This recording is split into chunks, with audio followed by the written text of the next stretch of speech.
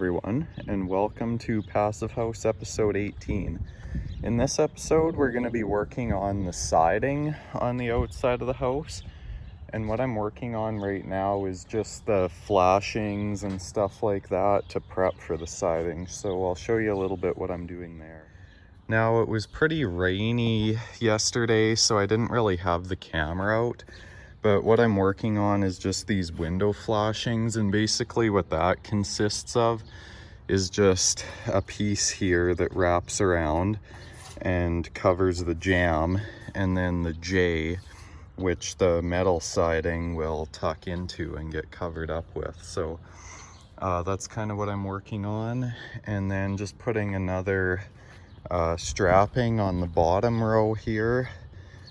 Just so I can nail the base flash, which I've got going on over here. So now that it's nice today, I'll kind of show you a bit of what I'm doing there, film it a bit more.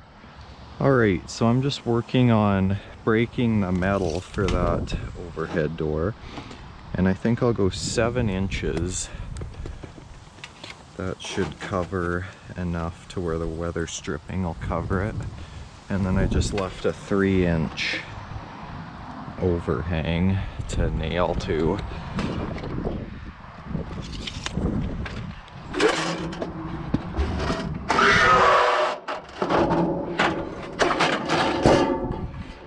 So there, that's pretty much how simple these pieces are. I'll do a little more in-depth metal breaking later on in case you never watched my metal breaking video, but if you haven't watched that, be sure to check it out. But I'll get these broken up and put them on. Alright, so I want to get 8-inch pieces here. Now I can't push this 8 inches back, so I'm going to want 16. But the trim cutter cuts 1.5 inches away, so I'll bring it to 17.5.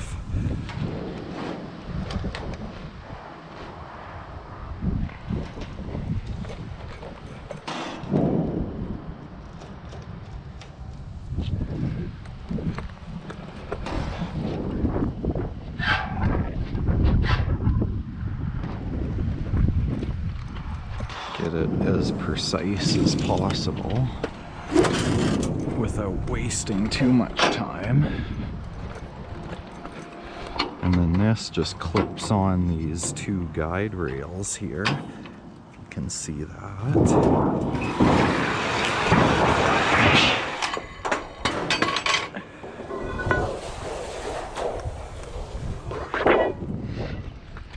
And then what are we gonna have left here?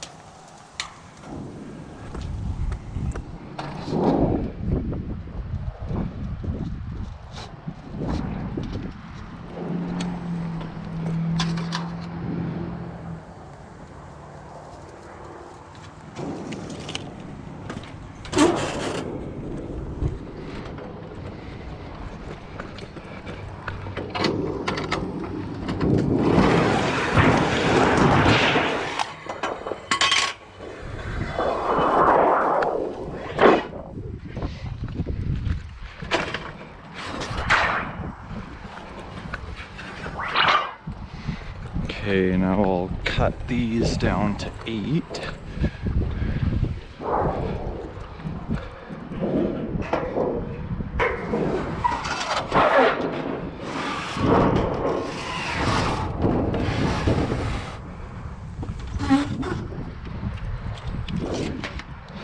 So 9.5.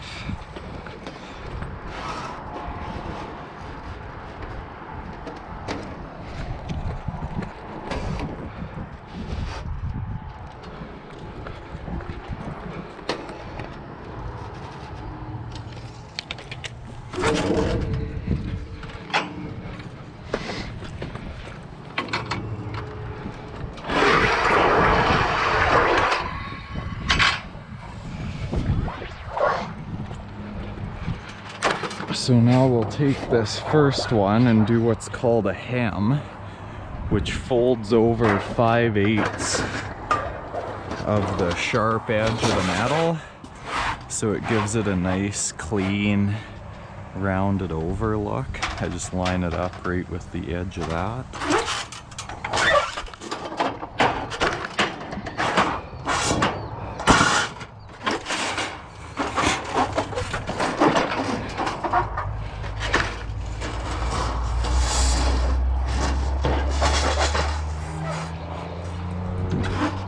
Then I was going 4 inches.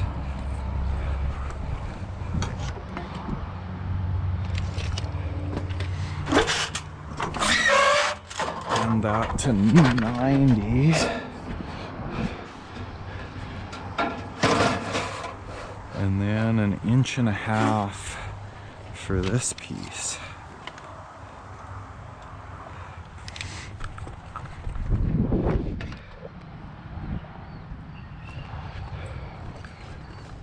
Shouldn't have moved.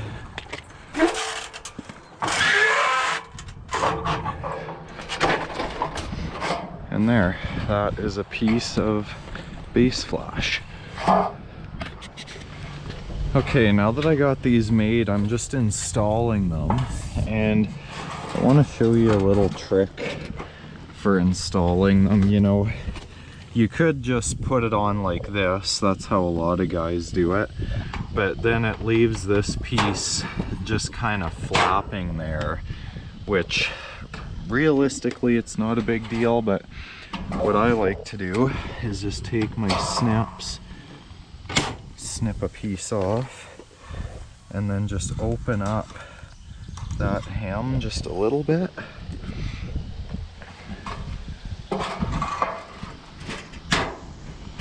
And then slide it right onto there.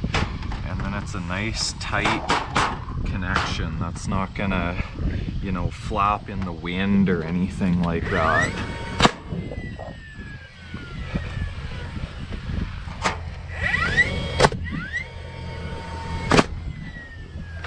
So yeah, just a little tip for base flash. Alright, so remember this frame I put in here, this temporary frame a few episodes ago? Well, it's finally time to disassemble this. The door is in behind there, so I'll get this down here and then we'll be able to see the door. Alright, we got that door opened up. I think that looks pretty nice. It matches the trim color pretty good. So now I'll probably go and break the pieces that go on there. Alright, so I'm just working on breaking the metal for that overhead door. And I think I'll go 7 inches. That should cover enough to where the weather stripping will cover it. And then I just left a 3-inch overhang to nail to.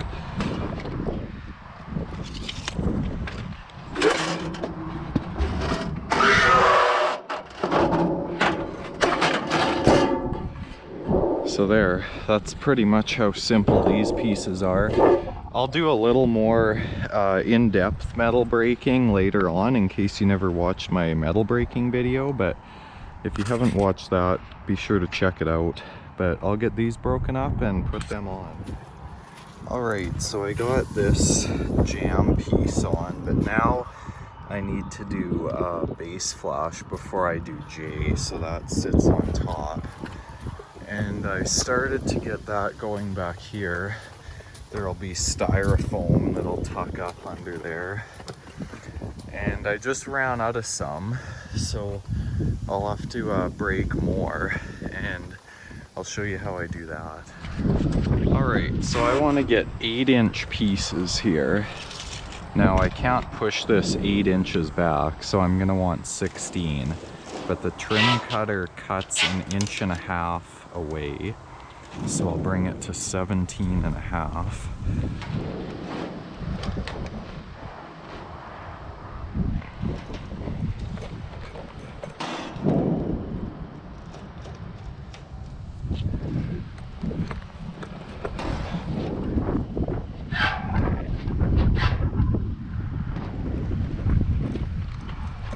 it as precise as possible without wasting too much time.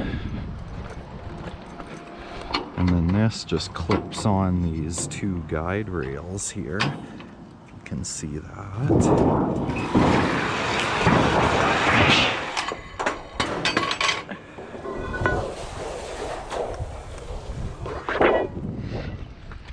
And then what are we gonna have left here?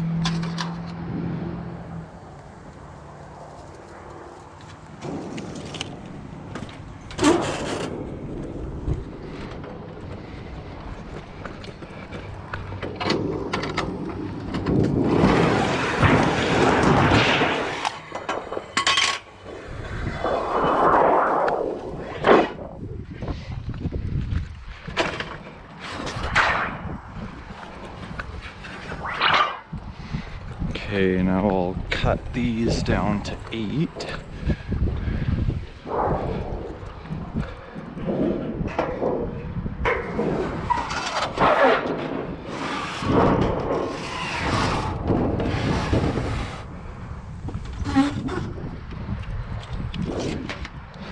So 9.5.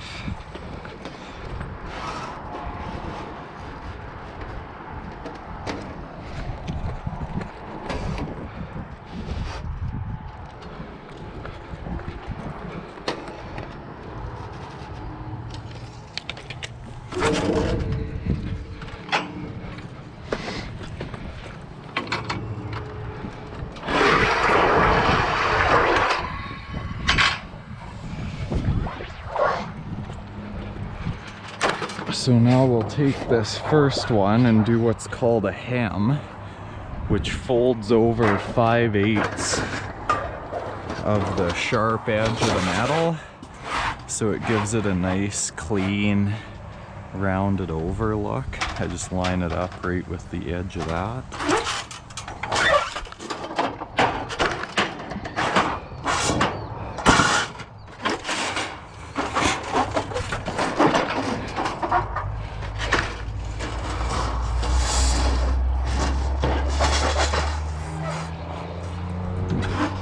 Then I was going 4 inches.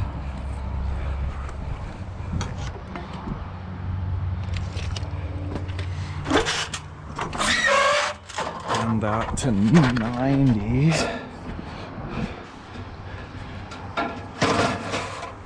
And then 1.5 inches for this piece.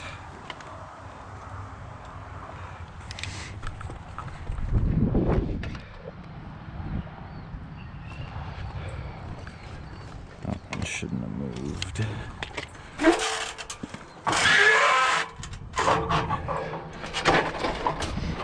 And there, that is a piece of base flash.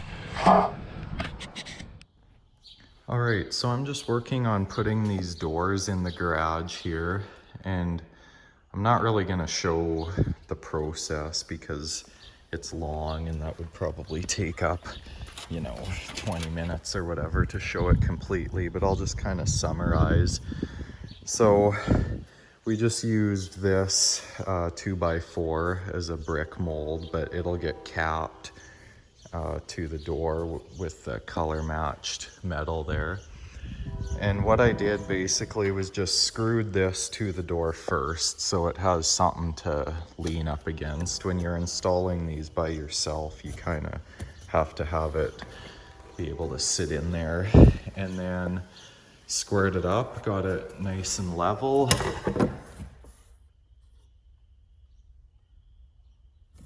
So Yeah, and then it opens and closes nicely. You want it to just brush the weather strip on the bottom, so there is a seal there, but it's not like rubbing, just brushing. And kind of the key to installing a door properly is you want it to be level, so the door doesn't swing, like it doesn't start closing or opening on its own. You want it to just be able to sit in an idle position. So that's how you know you've got it pretty close, if it doesn't swing open or closed. Okay, so I'm just jaying out the last window here, and I suppose I could show you how I do it. So we got about 48 and a 16th. So I grab my piece of jay, and I'll add, this is an inch wide profile. So to the first one here, well actually to all of them, I'll add 2 inches from the measurement there. So I'll go 50 and a 16th. And then cut that there. No need to square it because it's so small. I can do that by eye.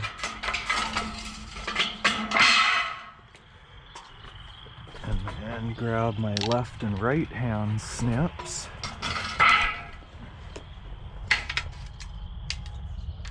Make an inch mark there. This piece I'm scribing on the square indicates an inch. And then I'll take the left side first. I think they actually call these the right hand snips, but I call them left just because you always make any cut to the left you're making with them.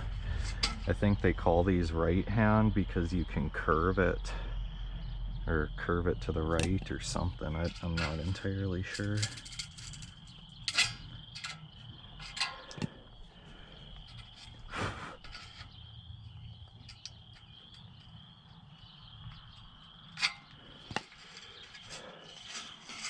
And then these flaps I'll just fold. Actually, I kind of like to cut, or no, I should use this side. I kind of like to cut these off just so everything kind of sits nice and flat and it doesn't get, you know, too bulky on there.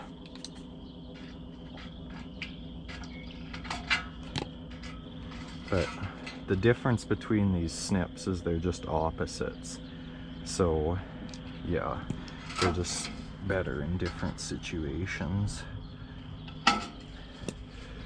Okay, then I'll fold these flaps down and in for now, I guess. Just like that. That one didn't really fold very nice, but whatever, it'll work. Get it lined up.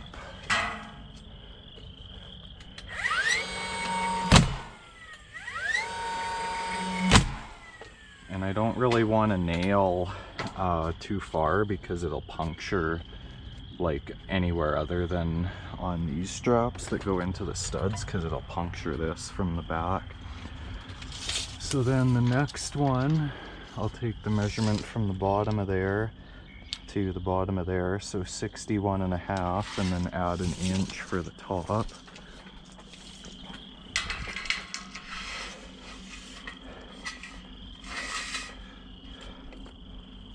So I'll go 62.5.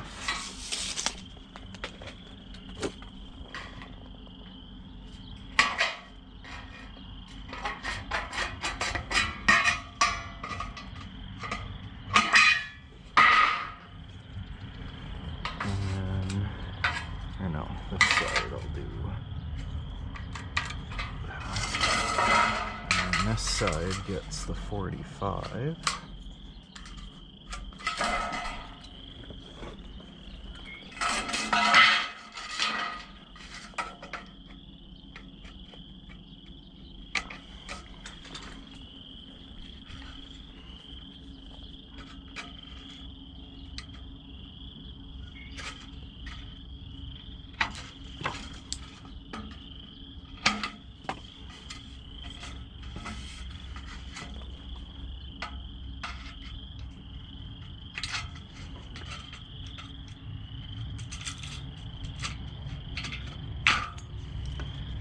this mud isn't good for my snips, but there's really not a whole lot you can do.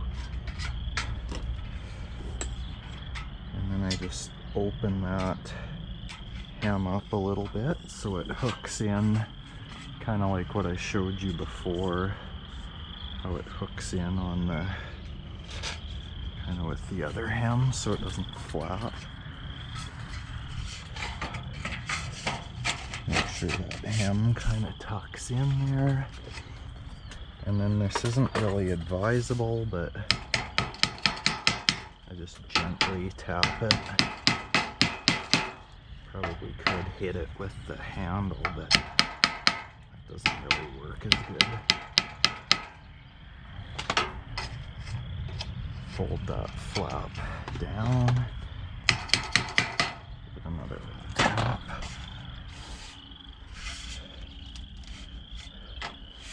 And then when it's nice there,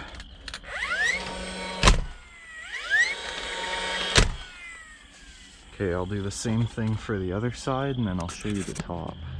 Alright, now that that side's on, I come up here and take my measurement right across these two. We get 50 3/8. So now I'll actually cut this piece at 50 3/8 because that's the total measurement.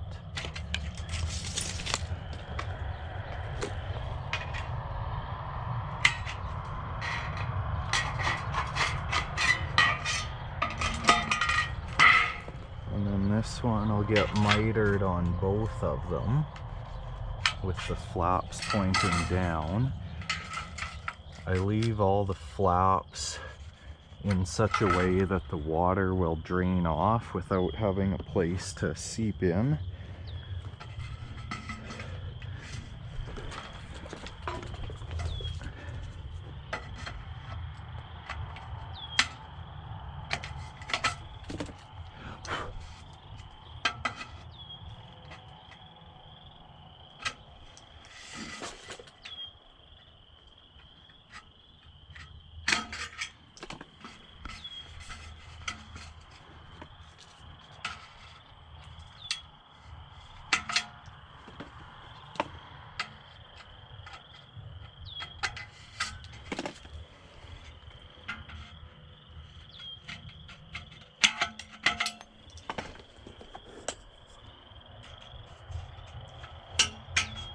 Nose up just a little bit.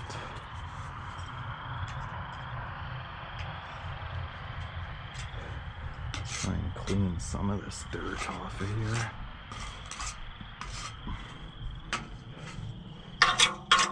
Everything's just so wet and muddy. There was about 2 inches of rain up here a couple days ago.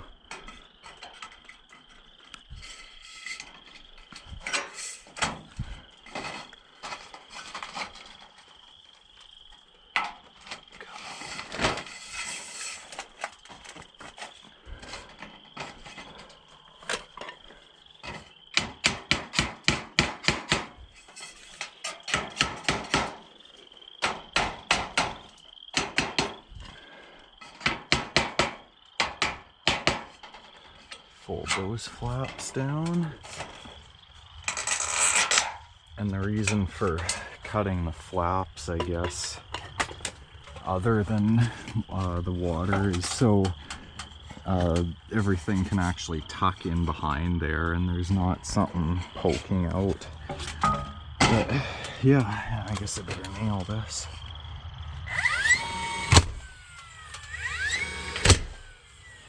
Yeah, so that's how to do, or how I do, J-mold around a window.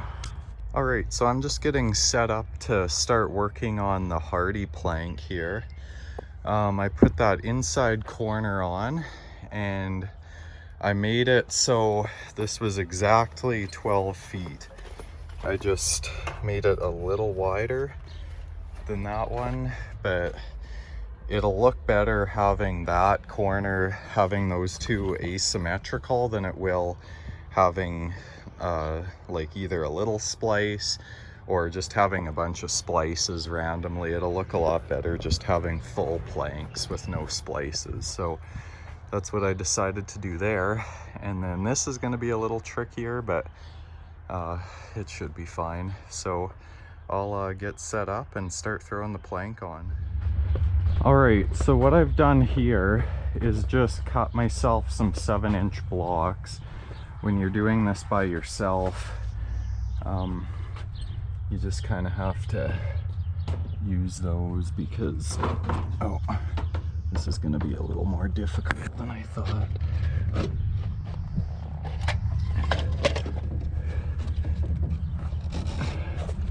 Normally you can just have someone else hold your first one and then just use your gauges from there. Oh, come on.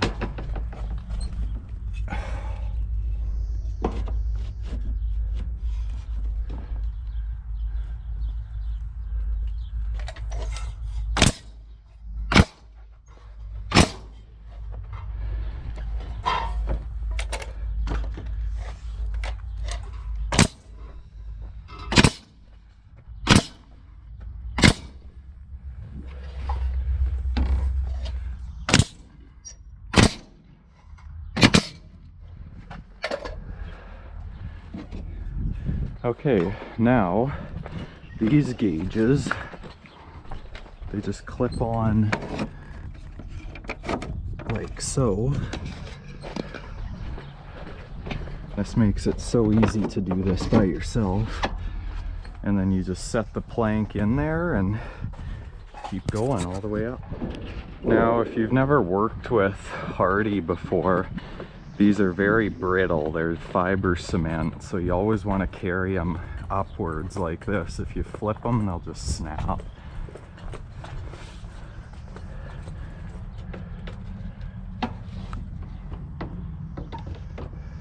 It's so nice being able to just use fulls. I just make the gap even so we can just caulk in there. Too much. You want to take the time to do this now, because if you don't get that right, if it's too big of a gap, the caulking will just be really messy and it won't look good at all.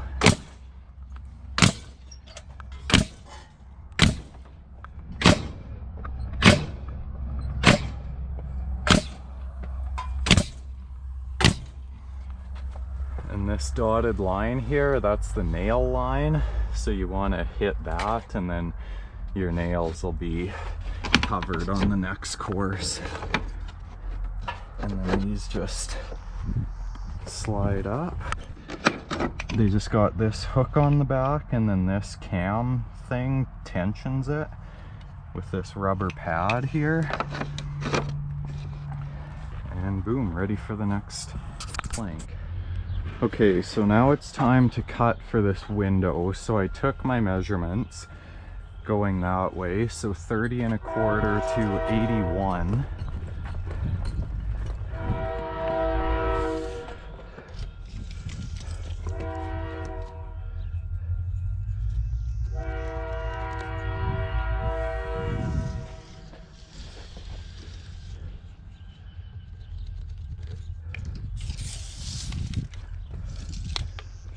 Put this all on one.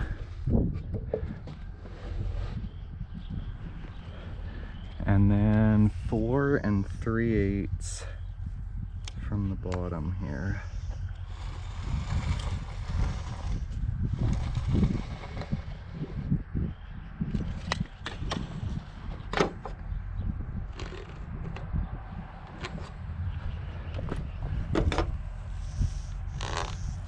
So that is my window cutout, and how I like to do this, Colin used to have some of these. I'm not sure where they went. They're probably around somewhere, but this is basically just a carbide tooth jigsaw blade. These say all-purpose, but I don't know. The ones he had were Hitachi. He called them fiber cement. blades, but I'm not sure if they were similar to this. But I ran and picked these up from Home Depot this morning. They said they had 3 in stock on the website, and I went there and this was the only pack left. So they're a little long, but they'll work. I don't really know the best way to do this. I don't really want to set it down in the mud. Usually we're on grass and we can just kind of cut it on the grass, but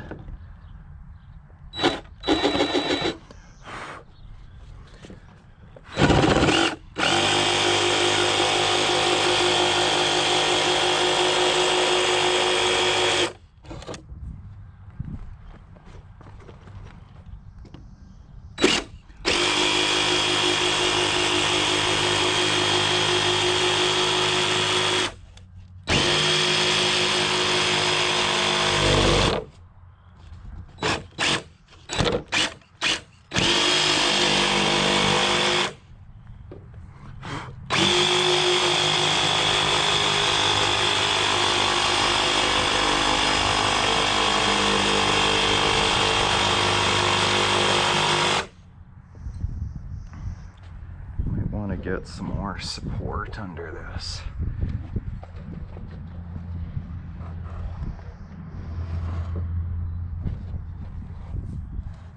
That's why it's nice to have someone help you. I really don't want to set this in the mud. I'll just kind of hold it, I guess.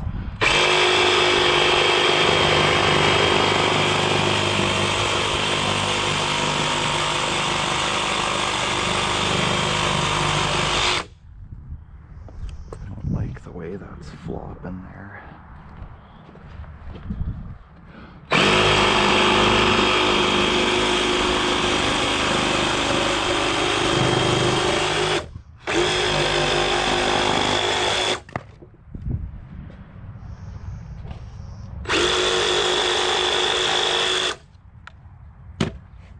Okay, now this piece is going to be fairly brittle. And I don't have my clips positioned. Of course, I wouldn't do that.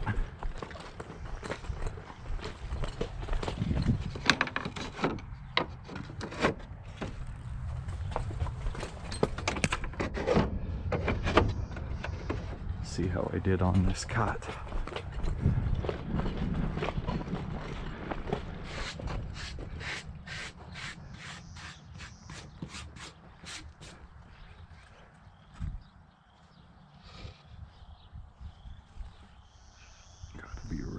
Careful with this one.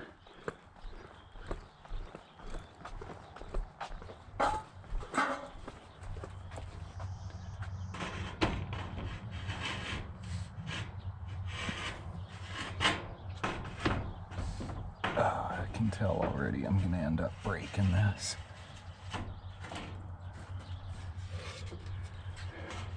Come on.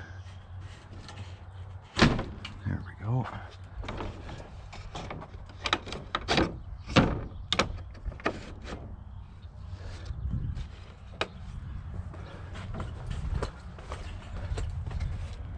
Slide it that way just a little bit.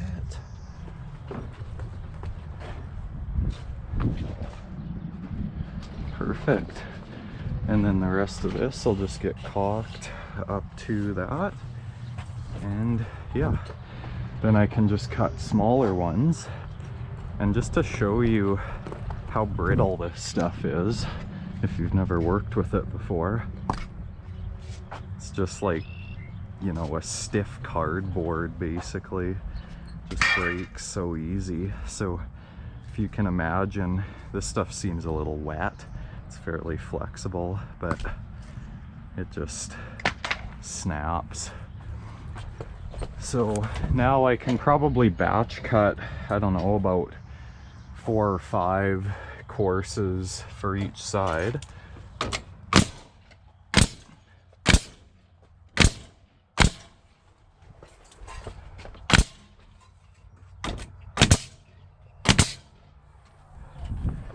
Now, ideally you'd put a nail underneath, but this doesn't seem too flimsy, so the less exposed nails that you have to touch up, the better. So I'll just leave that for now. Maybe we'll come back and put some in, but I'll show you how to batch cut these.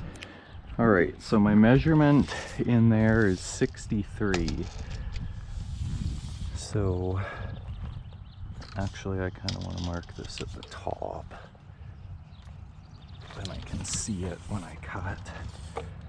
Mark from this way to right away so I can cut 2 pieces. And then this is what I use. It's just called a guillotine.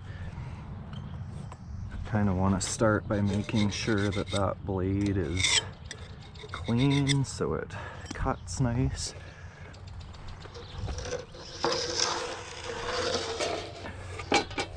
Drag this into position. Where's my mark? Right there.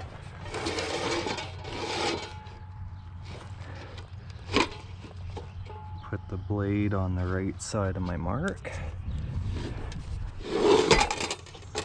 Not easy. There's one.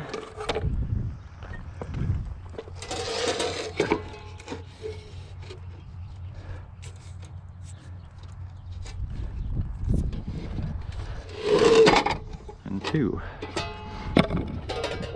So I like that because it eliminates a lot of the dust involved. Only real dust is from the jigsaw, but that's minor. So, you know, dealing with it being so flimsy, it's nice to be able to just cut it right on the ground easily like that. And I believe the dust is actually carcinogenic, so the more you can eliminate the dust, the more you can eliminate the risk of cancer and everything like that. So let's make sure that these actually fit.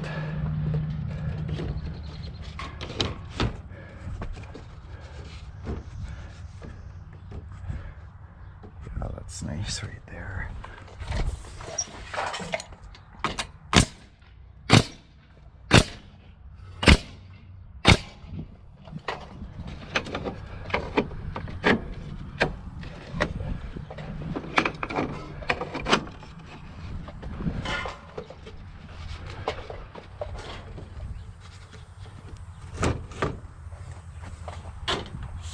Gotta still get the screws for these jams.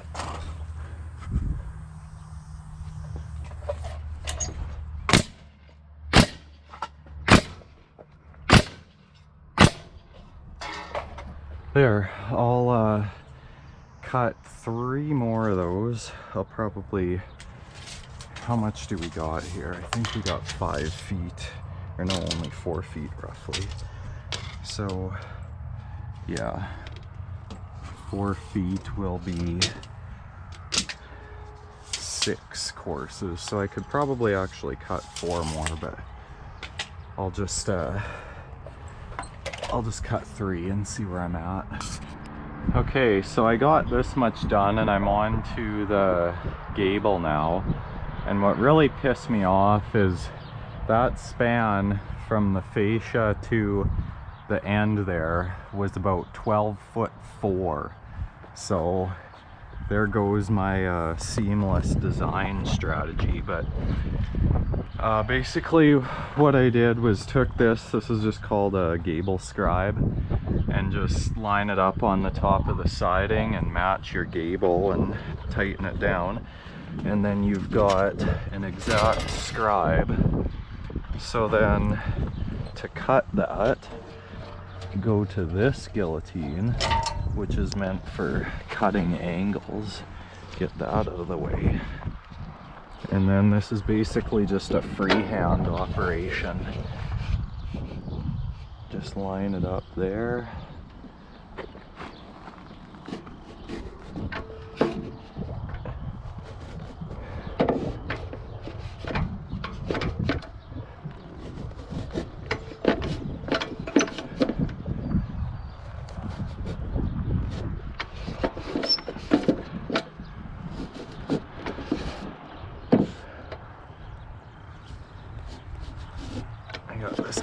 pointed right in the wrong direction in the sun. I can barely see my mark.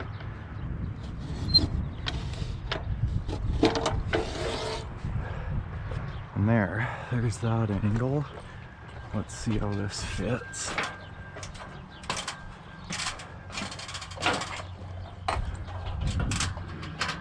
Better move my other gauge over here.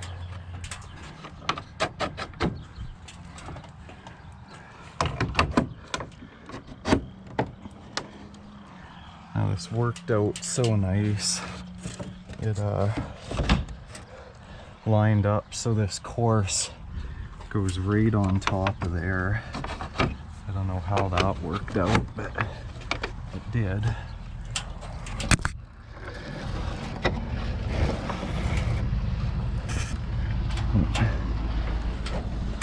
Something's in the way there.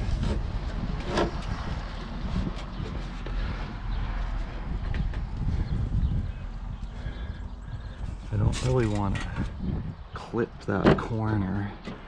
Now underneath there, we'll just need to break a little flash to cover that up. But that looks pretty good to me.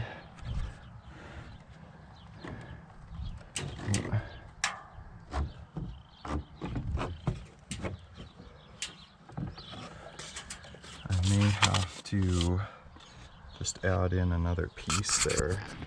Alright, so there was an example of me totally embarrassing myself and completely missing the mark, but I got that filler piece in there now. And then what I like to do is just stick a piece of metal in behind there just as a water flash. If you do have joints, just stick it about halfway. I'll maybe cover that nail. And then just enough so it doesn't stick out the bottom, which it kind of does there. So I'll lift it up a bit and then tack that in place.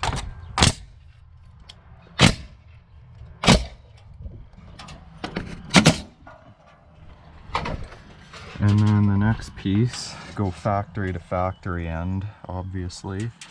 And then, yeah, that'll butt in there. And then hopefully from that point on, we can use fulls again. All right, well, that's it for the plank siding. It actually wasn't as hard as I thought. I think it turned out pretty good around the eave there. Better than I was thinking it was going to. It's actually pretty tight. And yeah, overall, I think that's a pretty nice job. These obviously will get caulked with a color matched caulking, so that will seal it from any water getting in there. And yeah, this side was pretty easy, just batch cut them all at 25 and put them up. So I'll do some more stuff on the deck over there, and then we should be ready to go next week for the metal and the shake on that portion. All right, so we're gonna begin with the metal siding here on the back. We got 10 sheets laid out, and these actually do have a proper edge to lap them, which is this side that will go over top of this side. It might not look like it, but there is actually a difference in those. So I've determined these are going to be the bottom, and I'm just going to mark them out now. All right, so we've determined we only, we want to put as few screws in here as possible. So we're going to go to this strap, 68, and our next one will be 104. And I've made these screws so they'll be equidistant the whole way. We'll have 16 inches between screw holes. We'll try we won't put one here so we don't have two screws close together. We'll just have that lap edge holding that down so it'll all look really flat.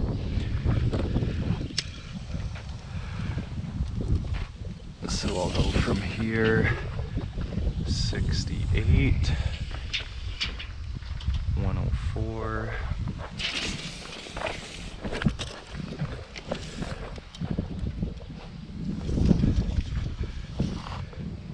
168, 104. Can I have your hammer? Okay, so I used to drill sheets, but I started punching them because it's way faster and way cleaner, less risk of them moving on you or it's scratching or just breaking a bit and generally wasting a lot of time. So punching them, I think, is way cleaner. And I like to use Prairie Dunker's hammer because it's already racked.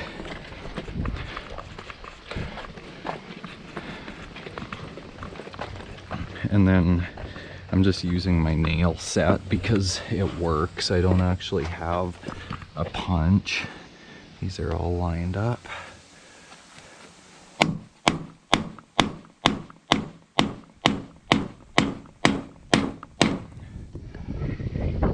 And you can feel when you go through.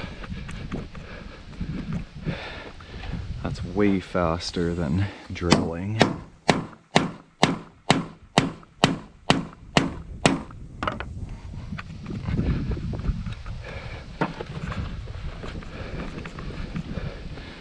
Maybe let's just, or I'll do this one first and then we'll slide this pallet closer.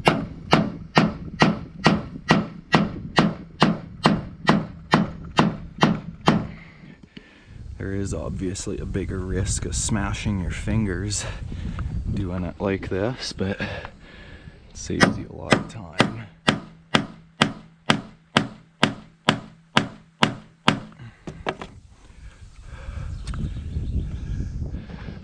Went all the way through. Maybe I'm hitting a nail. Yeah, I think I'm hitting the nail in that pallet. Okay, let's just slide this forward. You just gotta pick up the sheets. Oh, you're not moving. No, the pallet. Or, yeah, or just slide this, whatever.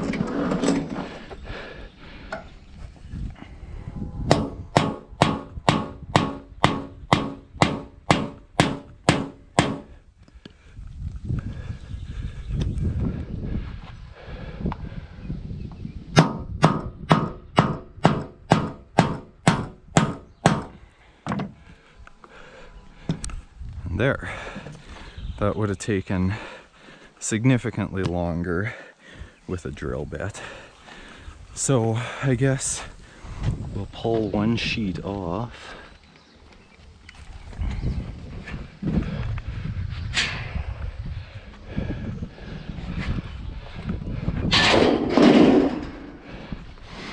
Do you want to grab me that other, or even just a piece of J sitting over there to use as a straight edge? Take our measurement up, which looks like, come on, 83 will work. So I'll go ahead and mark that right now.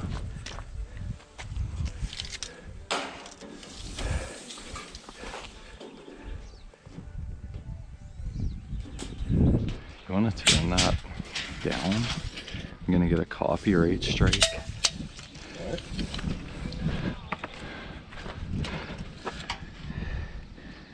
And then 8. What do we want to go?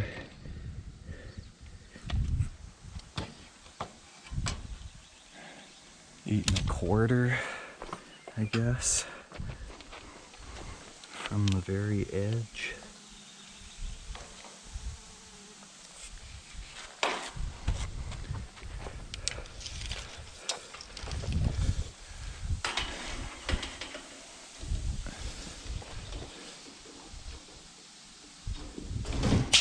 Okay, I'll take this.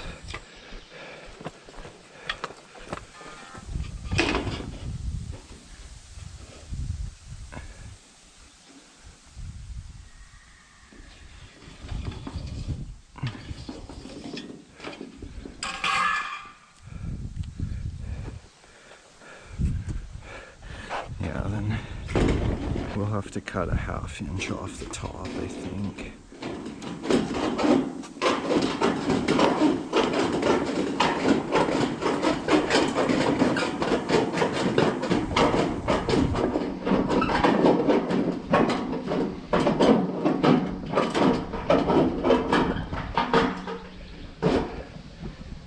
Yeah, that's where we gotta be, right there.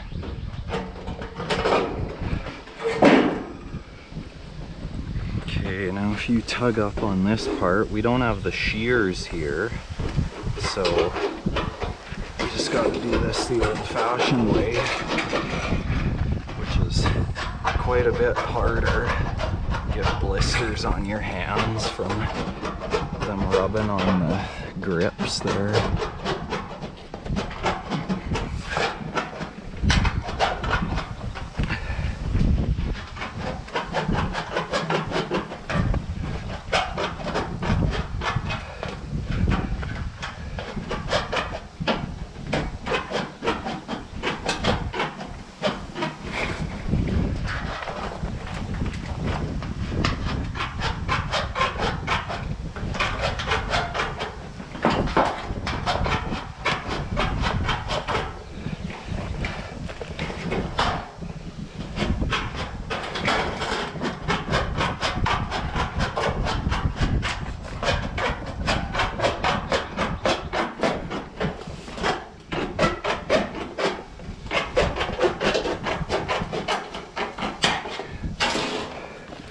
Okay.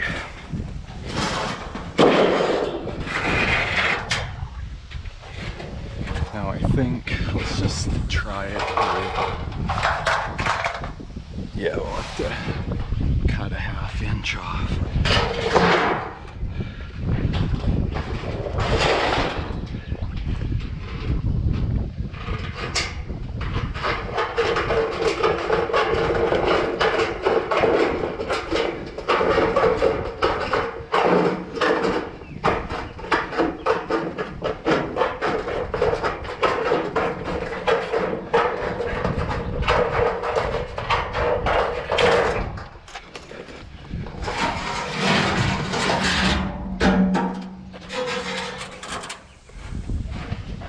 Okay, now we're gonna struggle a bit here trying to feed this in.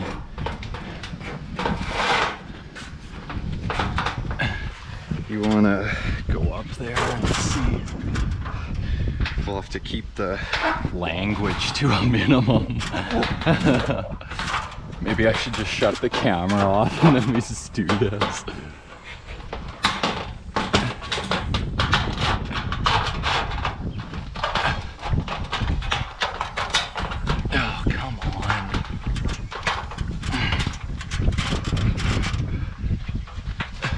Here, I'll give you my stiletto bar.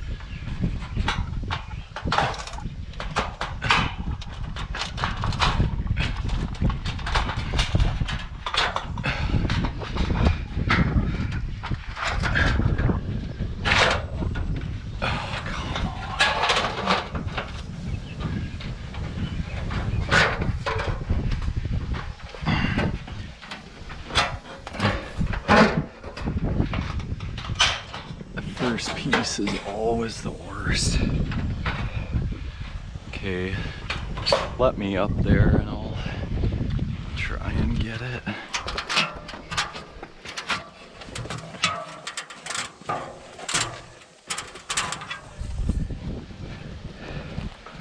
I should give you a bar like this. I think I have one sort of like it somewhere else.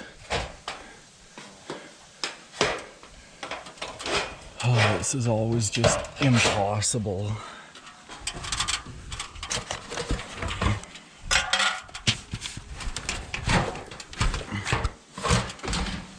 Oh, I hate doing this.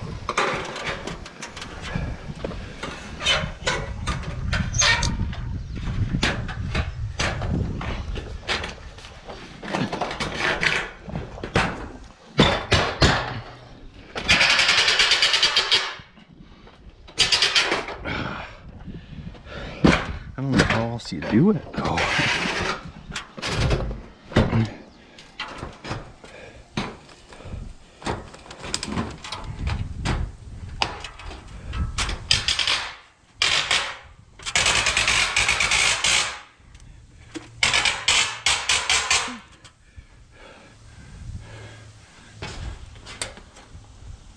It's got room to go.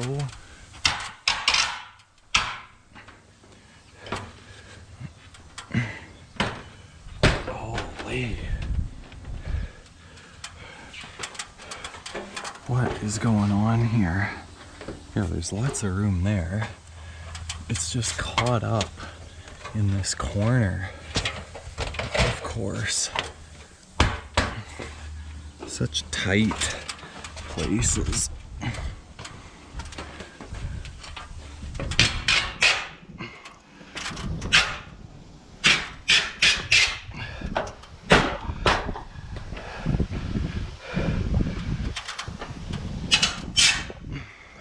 I don't know what I'd do without this bar.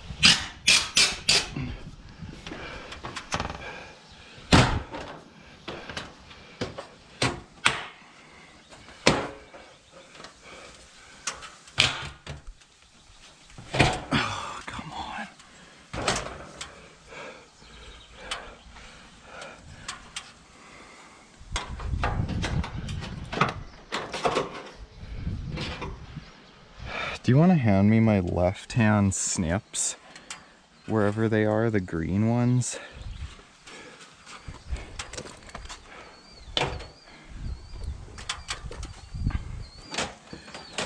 Yeah, this is always a pain, these tight little, because you don't want to cut it too short because you don't want to see too much reveal under there, so you have to kind of make it tight. But then it just makes it impossible to get in.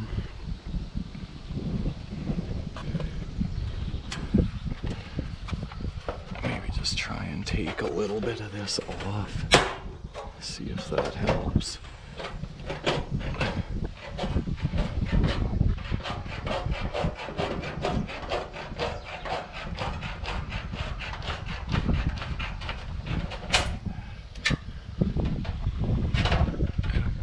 Too much off because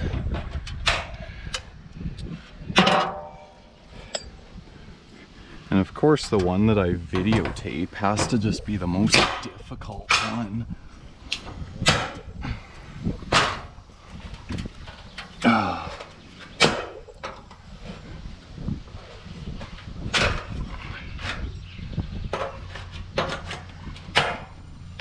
Oh my God.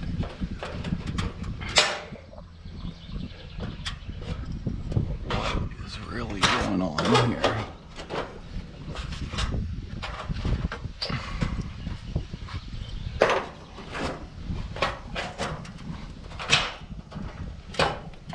I need a hammer.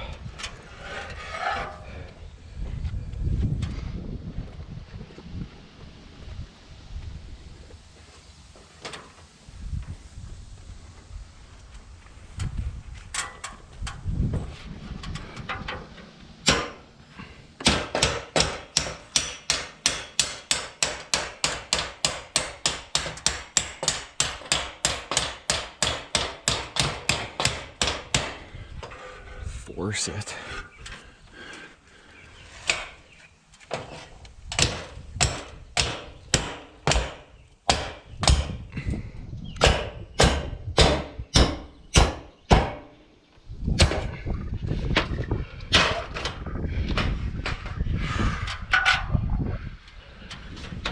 And that gets all bent up, of course.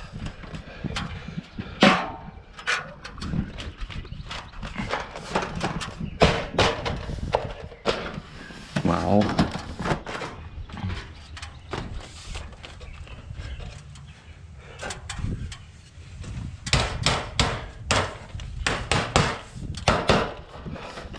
Okay, well that's in there. That was terrible, but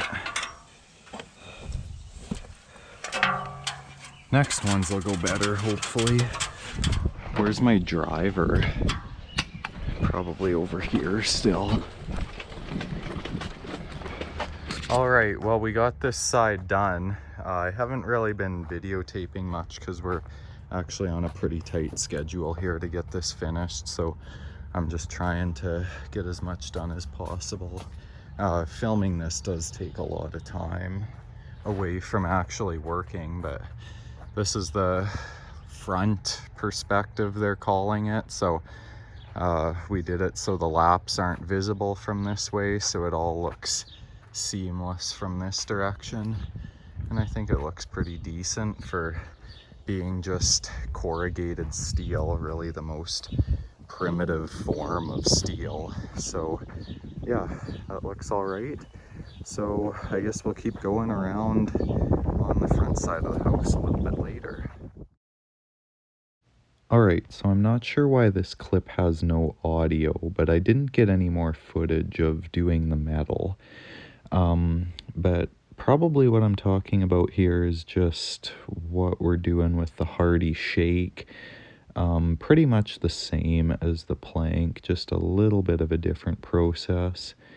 And then I'm sure I was making some comment about how it's constantly raining outside. And yeah, I've got more clips after this, kind of better explaining. Okay, I figure I'd take a little bit of time to show you what I got going on here. I just stepped these over 16 inches, just like shingles. They just have to meet on the strap. But I'm not gonna go get my GoPro because it's way too muddy out there and I don't want to make a mess on the deck here. So I'll try and do this one-handed.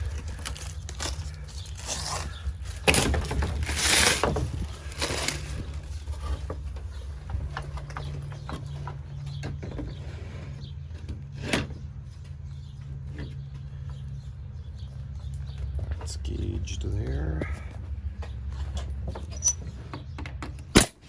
And then the nail line is right where those dots are. Just like that. Now move the gauges up. Just like the other siding. Grab another shingle.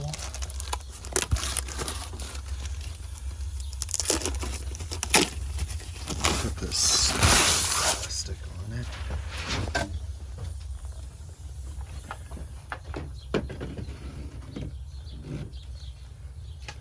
Just like so.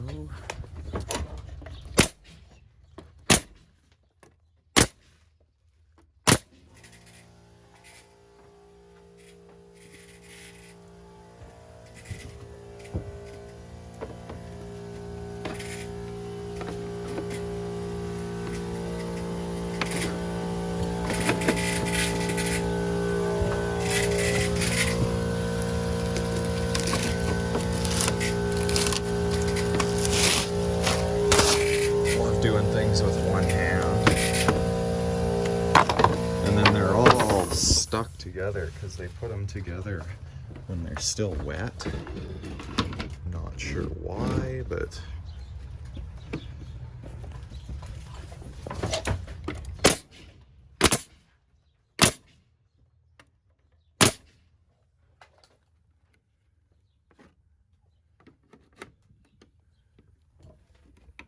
last one will have to just be modified because they have these little notches so the keyways are spaced properly, like on the other end I guess, but I'll have to cut that off so everything sits nice and tight here and can be sealed too properly.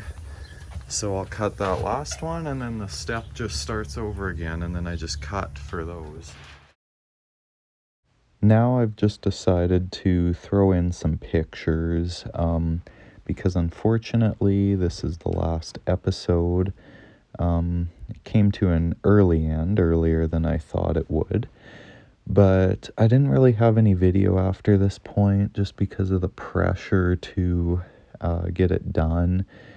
And this was very shortly before I quit. Some of these pictures towards the end are actually the last day that I was here. So yeah, just basically pictures wrapping up the siding and everything like that. Nothing that I didn't really explain in the video. Some of the interior stuff I maybe didn't explain, and the deck and stuff like that, but that stuff I can all cover in future content, so stay tuned for that.